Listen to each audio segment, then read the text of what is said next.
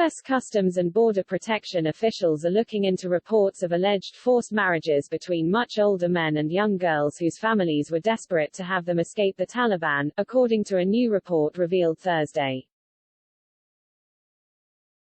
Those young girls told officials at a transit site in Abu Dhabi that they have been raped by older men they were forced to marry in order to escape Afghanistan, the damning report obtained by Yahoo News and dated September 5 states.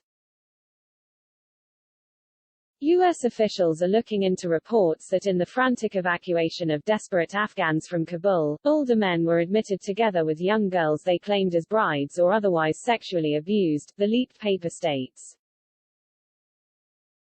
It also notes reports of purported child brides being brought to Fort McCoy in Wisconsin, where Afghan refugees are meant to end up after a thorough vetting process overseas. The reality is, overseas the vetting process sucks, an official familiar with the troubling reports told Yahoo News.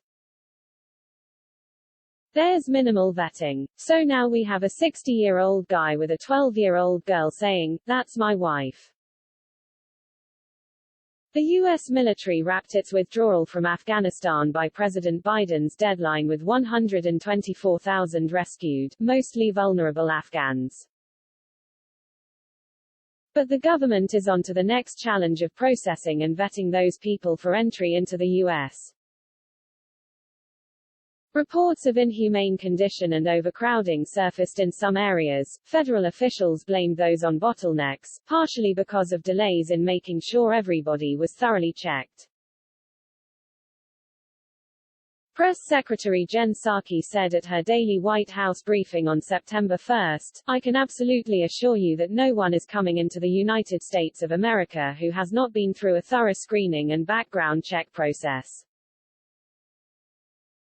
But the scathing report surfaced today casts doubt on the process. The official familiar with the report admitted it was not a small number nor are they regarded as legitimate marriages in the eyes of the United States. Is there nefarious intent? Are these girls being rescued, or are they brought here for more nefarious purposes? We are just not sure, the official said.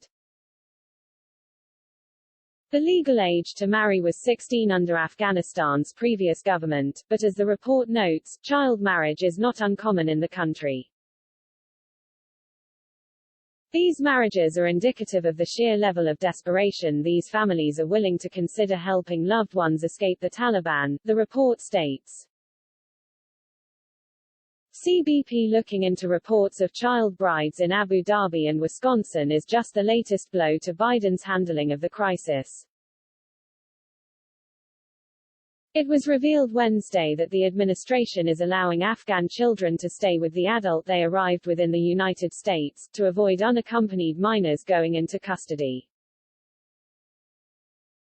CNN reported Wednesday that the Department of Health and Human Services put out guidance over the weekend that laid out ways to avoid Afghan children being separated from caregivers.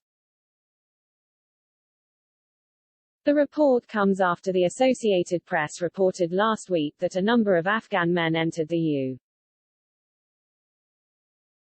U.S. with child brides, with officials seeking guidance on how to handle this dynamic. Intake staff at Fort McCoy reported multiple cases of minor females who presented as married to adult Afghan men, as well as polygamous families, a document obtained by the app warned. Department of State has requested urgent guidance. The app reported that there was no immediate indication from the military, the Department of Homeland Security or HHS that such guidance was received. Typically, minors who don't arrive with their parents, even if they come to the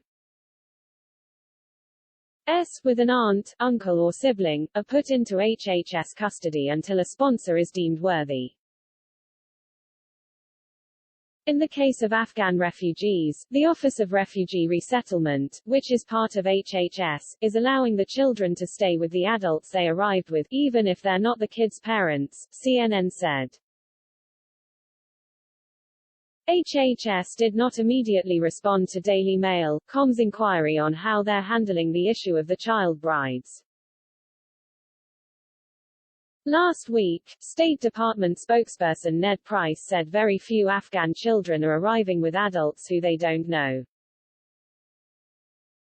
More than 100 have arrived in the U.S. unaccompanied, an administration official told CNN, though a majority have been quickly reunited with family members. Unaccompanied minors represent only 0.25% of the share of Afghan arrivals, an HHS spokesperson told CNN. We will continue to work with our government partners to provide care for all the children referred to us. Antony Blinken met with Afghan refugees at the Ramstein Air Base in Germany on Wednesday as the administration continues to deal with the bungled troop withdrawal that is now leading to the displacement of thousands of Afghans. The Secretary of State showed a picture of his children to a young Afghan refugee outside Hangar 5 for evacuation operations at Ramstein Air Base. The State Department is facing criticism after it was revealed in an email link that the agency prevented several private flights from leaving Afghanistan with U.S. citizens and Afghan allies on board. The trip to Germany came after Blinken and Defense Secretary Lloyd Austin met with leaders in Doha, Qatar, which is acting as another third-party country for Afghan refugee processing before they are resettled in the U.S. Blinken was also pictured there touring a base in Doha being used as a processing center with hundreds of cots lining the floor of a building.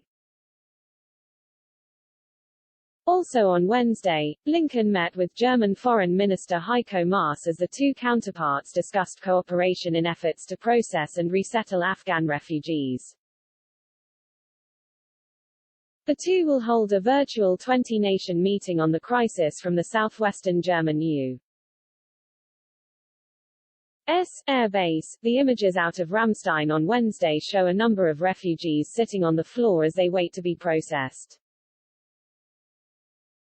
Many are unaware of their final resettlement destinations, but are expected to come through the Philadelphia and Washington Dulles airports.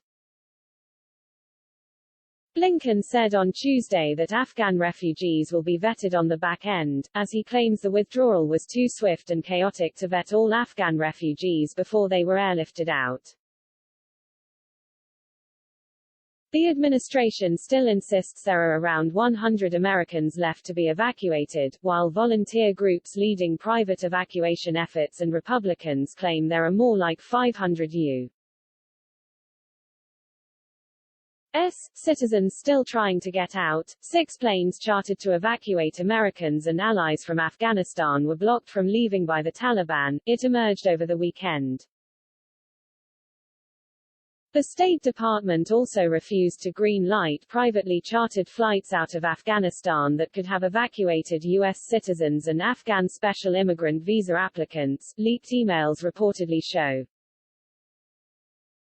Military lawyer and retired Marine Eric Montalvo shared the communications with Fox after he organized some of the flights and now claims the federal government thwarted his rescue effort. The leaked emails show state officials refusing to allow Montalvo's privately paid-for flights to use U.S. property either inside the country or at one of its many overseas bases, after the Biden administration pledged to do whatever it can to rescue all Americans and as many Afghan allies as possible. No independent charters are allowed at Al Udeid Air Base in Qatar, an email from September 1 says. In fact, no charters are allowed to land at an SIC base and most if not all countries in the Middle Eastern region, with the exception of perhaps Saudi Arabia will allow charters to land.